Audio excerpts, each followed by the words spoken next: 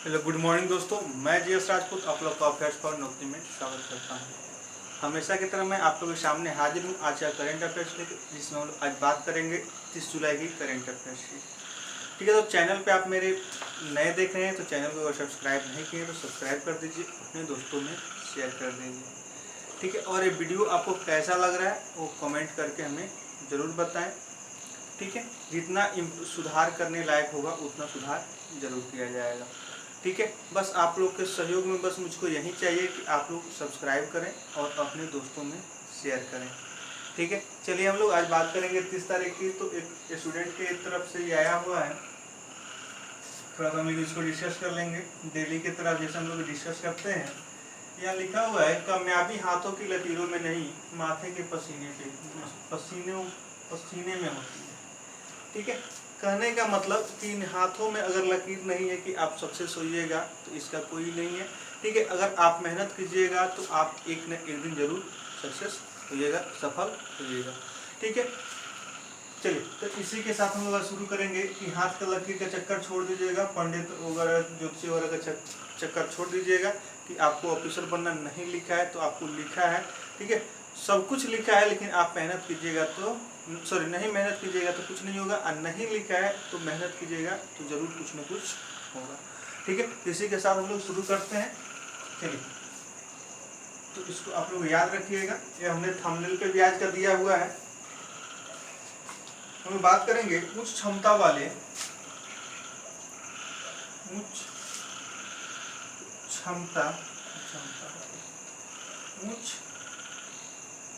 क्षमता वाले 3 कोविड-19 टेस्ट परीक्षण केंद्र ही लिख लेते हैं हम।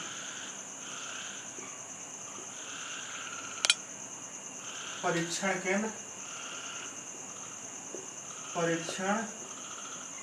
केंद्र पीएम द्वारा शुरू किया गया।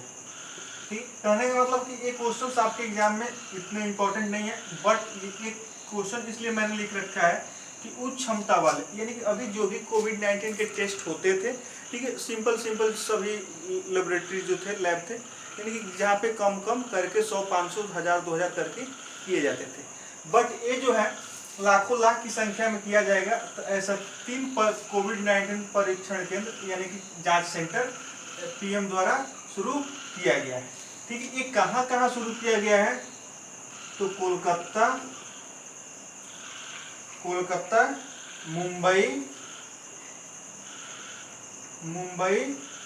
और नोएडा में तो एक क्वेश्चन बनेगा कि उच्च क्षमता वाले 3 कोविड परीक्षण केंद्र खोले गए। ठीक है, जिसमें इसमें से कौन नहीं है? ठीक है, तो याद रखिएगा कोलकाता में है, मुंबई में और नोएडा में, KMN।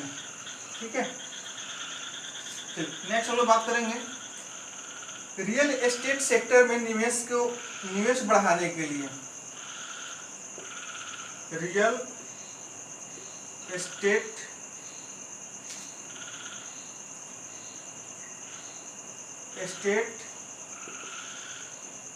सेक्टर में निवेश बढ़ाने के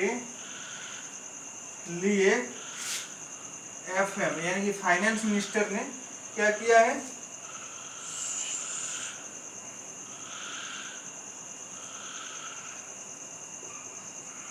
स्वामी की समीक्षा की।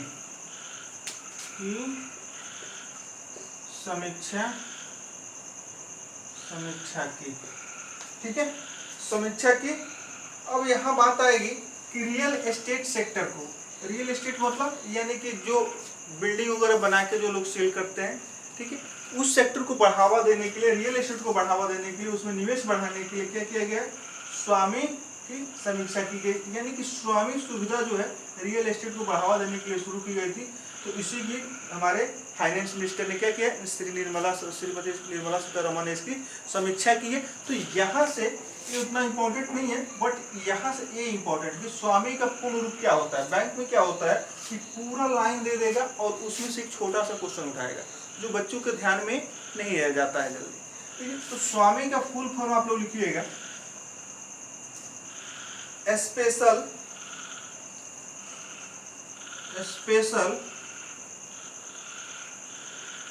विंडो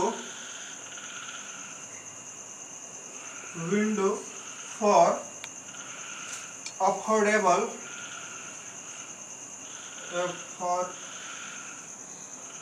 अफोर्डेबल एंड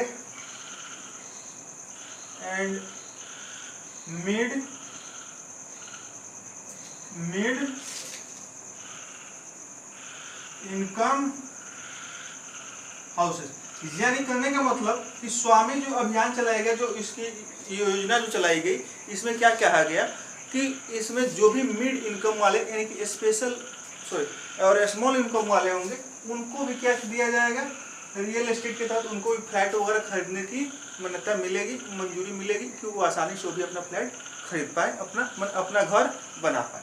ठीक है, तो यहाँ स्वामी का फुल फॉर्म याद रखिएगा, special window for affordable and mid income house. यानी जो मध्यम आय वर्ग वाले हैं उनकी भी अपनी घर वगैरह होनी चाहिए। ठीक है, चलिए हम लोग आगे बात करेंगे। आप लोग अपने दोस्तों में शेयर कर दीजिए तब तक। ठीक है, चलिए हो गया। अब आगे हम लोग बात करेंगे कश्मीर घाटी। बहुत इंपॉर्टेंट क्वेश्चन है बाबू, और रेलवे वगैरह में ज्यादा ही पूछा जाता है। कश्मीर घाटी, कश्मीर घाटी के केसर, कश्मीर घाटी के केसर को जीआई टैग मिला। ठीक है, यानी कि विश्व लेवल पे इसके स्पेशल प्रायोरिटी बनाई गई, इसकी विशेषता बताने के लिए केसर को जीआई टैग दिया गया। किसको, केसर के लिए किसको दिया गया भाई, तो कश्मीर को, इन कश्मीर घाटी को जीआई टैग दे दिया गया। यानी कि केसर का भारत में, पूरे भारत में सबसे ज्यादा और सबसे अच्छा केसर का उत्पादन कहाँ होता है, कश्मीर में होता है। चलिए हम लोग नेक्स्ट बात करेंगे, बी वालन का निधन हो गया। वी वालन का निधन हो गया, एक पुदुचेरी से विधायक थे। ठीक है, पुदुचेरी से विधायक थे। चलिए ये क्वेश्चन उतना इंपॉर्टेंट नहीं है। Bengaluru life sciences park, Bengaluru life sciences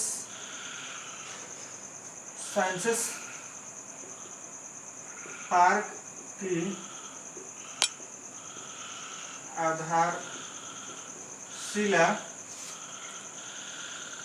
आधारशिला बीएस येदियुरप्पा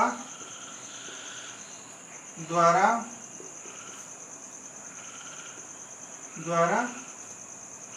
रखा गया। ठीक है, अब देखिए बेंगलुरु लाइफ साइंसेस पार्क, ठीक है, लाइफ साइंसेस पार्क की आधारशिला किसके द्वारा, बीएस येदियुरप्पा जी द्वारा रखा गया। ये क्वेश्चन किस तरह से बनेगा कि बेंगलुरु लाइफ साइंसेस पार्क कहाँ पे स्थापित किया जाएगा। ठीक है, तो ये आपको स्थापित किया जाएगा बेंगलोर में।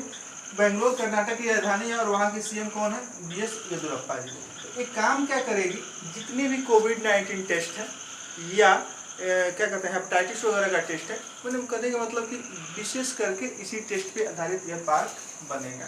ठीक है, मतलब कहने का मतलब कि पार्क नहीं होगा, समझ भी चलिएगा कि पार्क नहीं होगा, ये एक तरह से परीक्षण केंद्र होगा, भले ही नाम इसको पार्क दिया गया। नेक्स्ट हम लोग बात करेंगे AIIB की 5वीं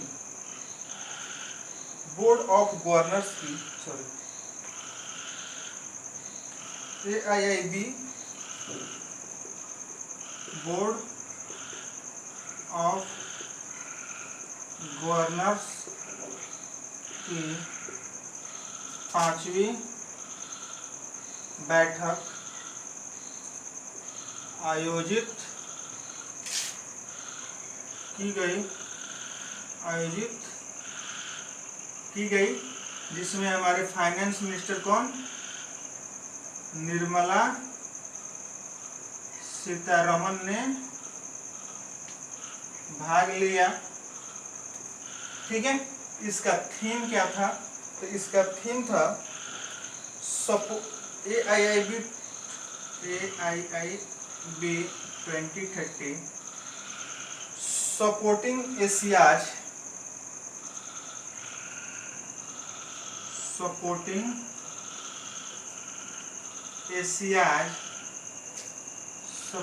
Asia's development over the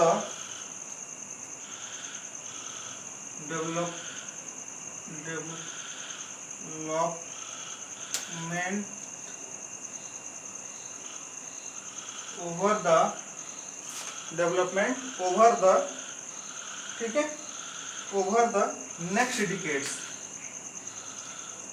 next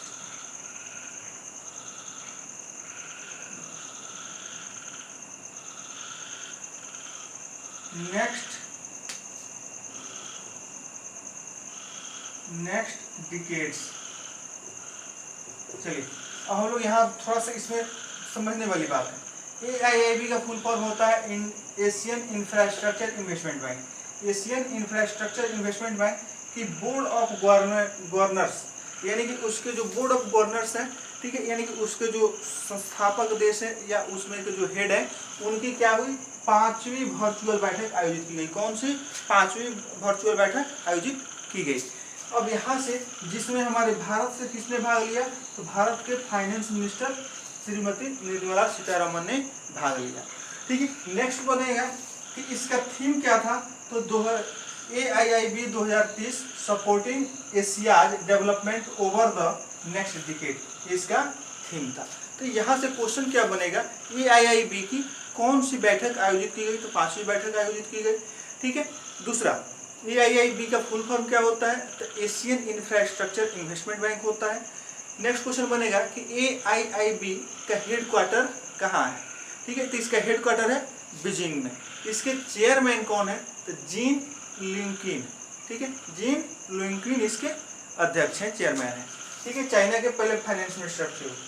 इसका इस साल का थीम क्या था, तो याद रखिएगा supporting Asia development over the next decade. ठीक है, 2030। तो अब दूसरी चीज कि किस भारतीय ने भाग लिया, तो याद रखिएगा कि निर्मला सीतारमन। ठीक है, निर्मला सीतारमन क्या है, भारत के फाइनेंस मिनिस्टर है और पूर्ण समय के लिए पूर्ण रूप से पहली महिला वित्त मंत्री हैं। ठीक है, इसके पहले इंदिरा जी थी बट वो प्रभार में थे।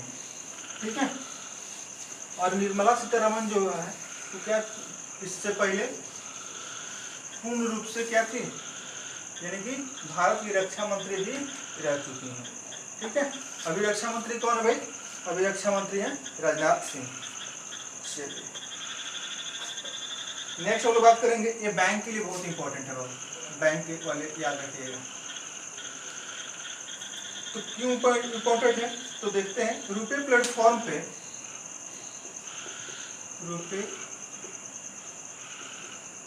प्लेटफॉर्म पर कॉन्टैक्ट लेस क्रेडिट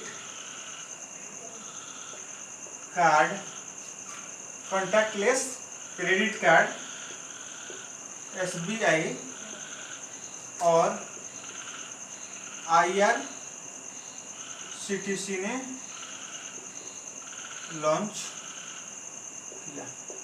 अब यह बात को समझिए, रुपए प्लेटफॉर्म यानी कहने का मतलब कि NPCI का ही प्रोडक्ट है रुपए, और रुपए का डेबिट कार्ड क्रेडिट कार्ड दोनों आता है। तो उसी प्लेटफॉर्म पे क्या किया गया है, कॉन्टैक्टलेस क्रेडिट कार्ड, यानी कि बिना पीओएस में टच किए हुए बाहर से उसका कोड वगैरह डाल के क्या किया जाएगा, आसानी से हम लोग कॉन्टैक्टलेस काम कर सकेंगे। तो कॉन्टैक्टलेस क्रेडिट कार्ड एसबीआई और आईआरसीटीसी द्वारा लॉन्च किया गया। अगर इस कार्ड से आईआरसीटीसी की साइट से आप क्या करते हैं, रेलवे टिकट बुक करेंगे तो वहाँ से आपको डिस्काउंट वगैरह भी मिलेंगे। ठीक है, तो यहाँ से हम लोग करेंगे कि रुपे कार्ड किसका प्रोडक्ट है, तो एनपीसीआई का प्रोडक्ट है। दूसरा चीज एसबीआई का स्थापना दिवस अभी हाल ही मनाया गया है 1 जुलाई को। ठीक है, इसकी स्थापना कब हुई थी, 1955 में। ठीक है, नेशनलाइजेशन भी 55 में हुआ था। एसबीआई का अध्यक्ष कौन है, रजनीश कुमार। चलिए आईआरसीटीसी की बात करें तो इसका Indian railway catering and tourism corporation होता है। Indian railway catering and tourism corporation होता है, जिसका जो रेलवे से संबंधित मतलब प्रोडक्ट बनाती है, अब तो रेल भी चला रही है। ठीक है, तो अब यहाँ से क्वेश्चन आप लोग एग्जाम के कमेंट में बताइएगा कि आईआरसीटीसी द्वारा पहली प्राइवेट ट्रेन कौन चलाई गई थी। ठीक है, वो आईआरसीटीसी की भी पहली ट्रेन है और भारत की भी पहली निजी ट्रेन है। ठीक है, तो आप लोग याद करके कमेंट बॉक्स में जरूर बताइएगा कि पहली निजी ट्रेन कौन है, निजी ट्रेन कौन है। चलिए हम लोग आगे बात करेंगे।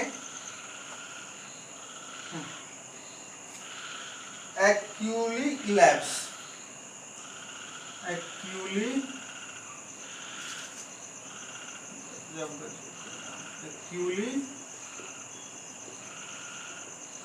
लैब्स ने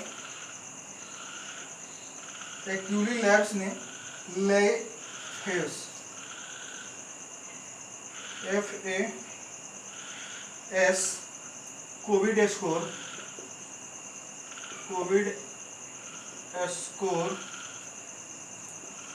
ऐप लॉन्च किया। ठीक है, क्यूली लैब्स जो है एक बेंगलोर की कंपनी है जो क्या की है, LYFAS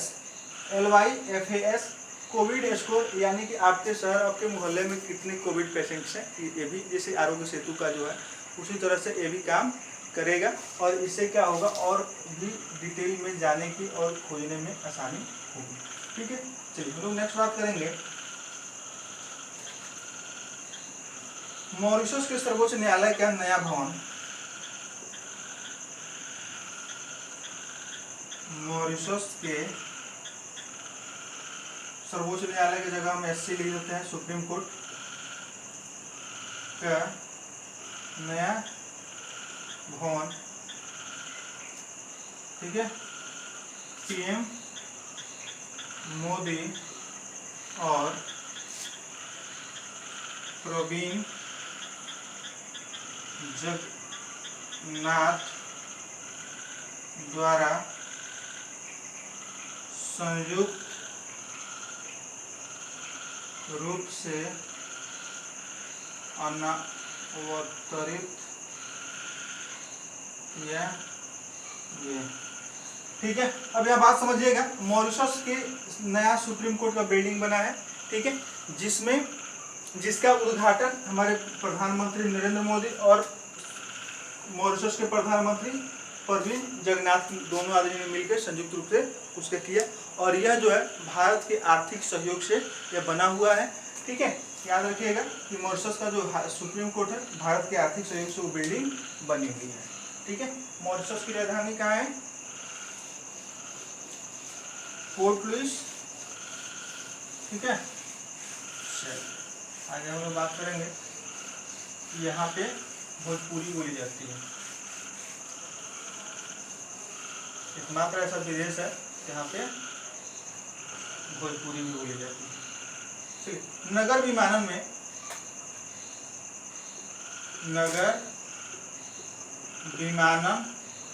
में FDI 100% कर दिया गया।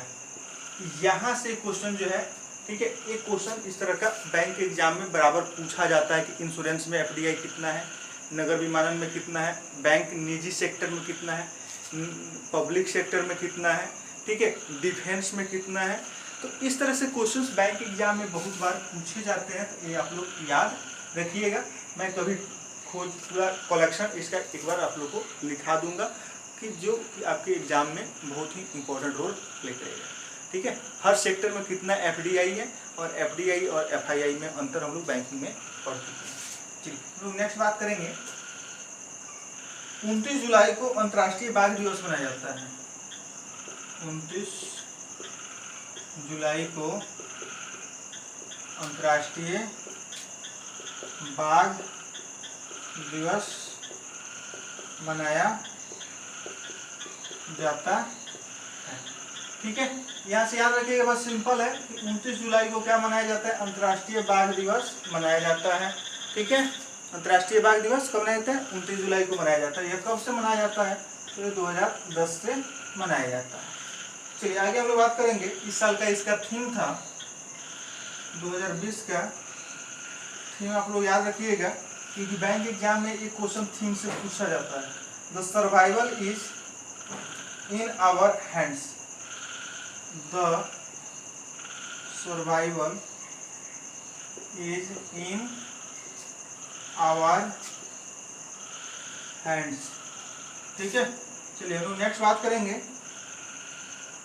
Quest for restoring,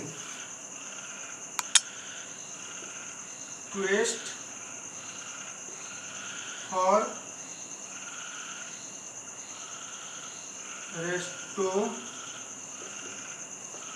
restoring financial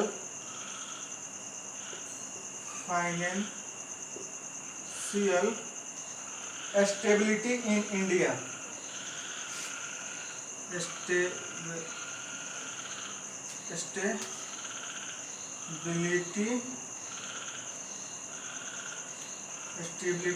stability in India के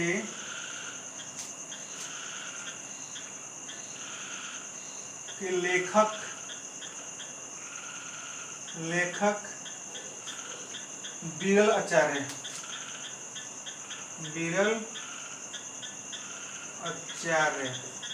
ठीक है, बिरल आचार्य।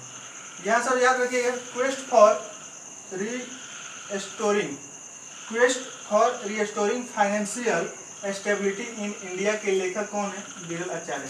ये आरबीआई के पूर्व डिप्टी गवर्नर है जिन्होंने ये बुक लिखा है, ठीक है। तो याद रखिएगा quest for restoring financial stability in India, ठीक है। यह क्या है, बिरल आचार्य द्वारा लिखा गया एक बुक है।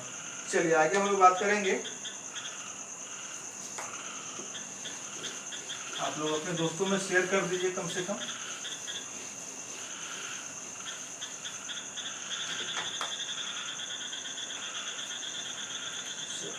लास्ट न्यूज है, एचआरडी मंत्रालय द्वारा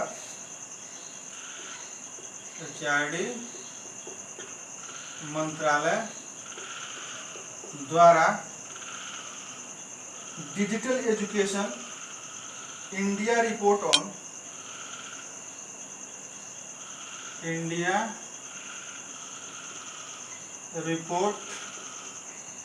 ऑन डिजिटल एजुकेशन 2020 लॉन्च किया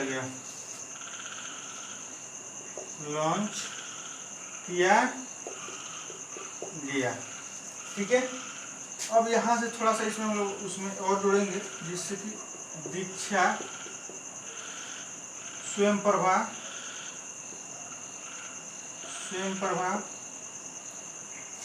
ऑन एयर शिक्षा वाणी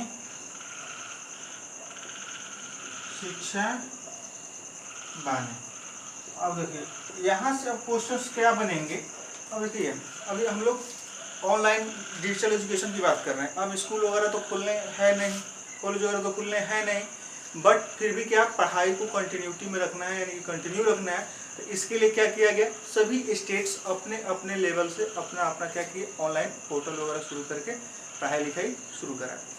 ठीक है, कुछ स्टेट्स अपने लेवल से 10th इंटर तक अपना जो सिलेबस को पढ़ा रहे हैं, और कुछ हम लोग मेरे जैसे बहुत सारे टीचर्स हैं जो कि ऑनलाइन यूट्यूबर बने हुए हैं और पढ़ा रहे हैं।